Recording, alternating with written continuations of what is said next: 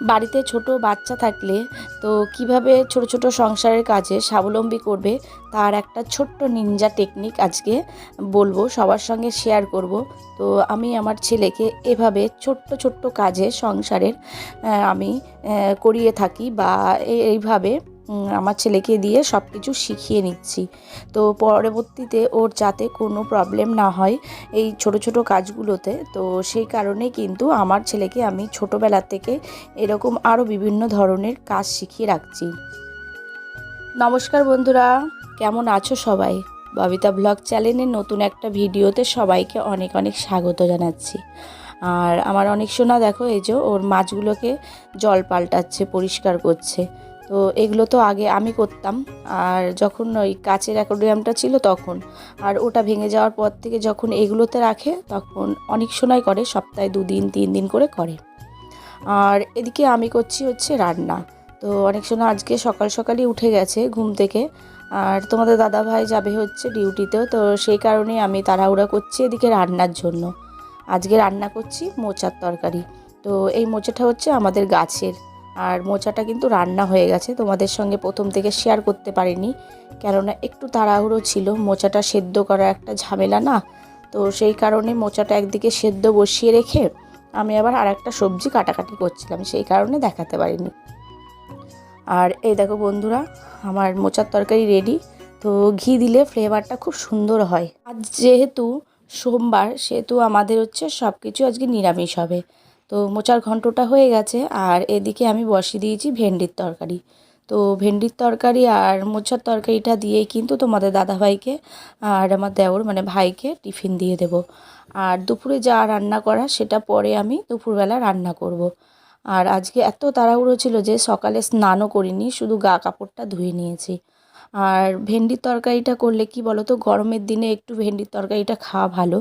এটা আমি একটুখানি ঝোল ঝোল রাখবো, যেহেতু ঝোল বলতে কিছুই নেই আজকে তরকারি। আর এই দেখো তোমাদের দাদাভাইয়ের খাওয়া হয়ে গেছে, টিফিন গুছিয়ে দিয়েছি, ব্যাগ রেডি করে দিয়েছি, আর এই যে চলে যাচ্ছে ডিউটিতে। তো আবার আসবে সেই রাত 11টা।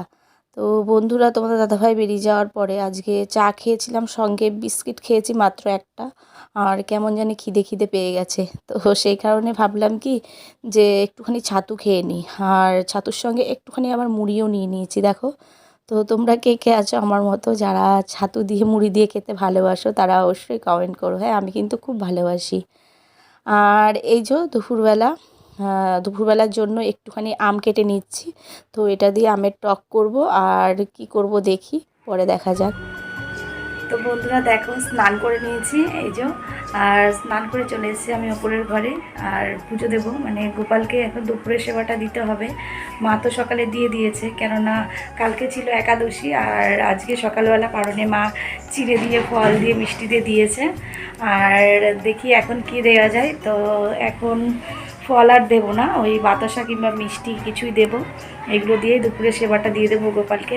তো চলো ঝটপট করে এখন আমি গোপালকে সেবাটা দিয়ে দিই। আর অনেককেও নিচে স্নান করিয়ে রেখে এসেছি, আর ওকে গিয়ে তারপরে গোপালকে আগে সেবা দেবো, তারপরে গিয়ে অনেককেও খাওয়াবো। তো চলো টাটা, আবার পরে কথা হচ্ছে। এই দেখো আমার গোপুসোনারা এই যে চুপটি করে বসে রয়েছে।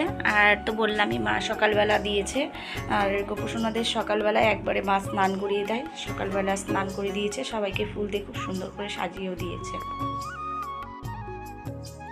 তো গোপালকে দুপুরে সেবাটা দিয়ে নিচে চলে এসেছি, আর এসে অনেককে খাইয়ে দিয়েছি, আমিও খেয়ে নিয়েছি। তো আমাদের দুপুরে খাওয়া দাওয়া কমপ্লিট হয়ে গেছে মা ছেলের, আর হচ্ছে আমার শাশুড়ি মা মানে মা তিনজনে আমরা খাই দুপুরবেলা। আর তোমাদের দাদাভাই সেই রাত্রে আসে, আর আমার দেওর মানে ভাই আসে বিকেলবেলা। তো ও সন্ধ্যাবেলা একটুখানি খায় ভাত, কোনো রকম একটু টিফিন করে। আর অনেককে আমি বললাম যে পাপা বিছনা চাদরটা ঠিক করো। তো বিছনা চাদর পাতলাম, আর ওই চাদরটা খুব নোংরা হয়ে গেছিলো। আর এই চাদরটা পাততে চায় না বেশি, যেহেতু সাদা, আর অনেক এখন বেশি মানে খুব ঘন ঘন বাইরে যায়। তো দুই এক সময় তো ও টয়লেট করতে গেলে খালি পায়েই চলে যায়, জুতোও পরে না। তো সেই কারণে এই চাদরটা না অনেক বড় হওয়ার পর থেকে সেরকম পাতি না।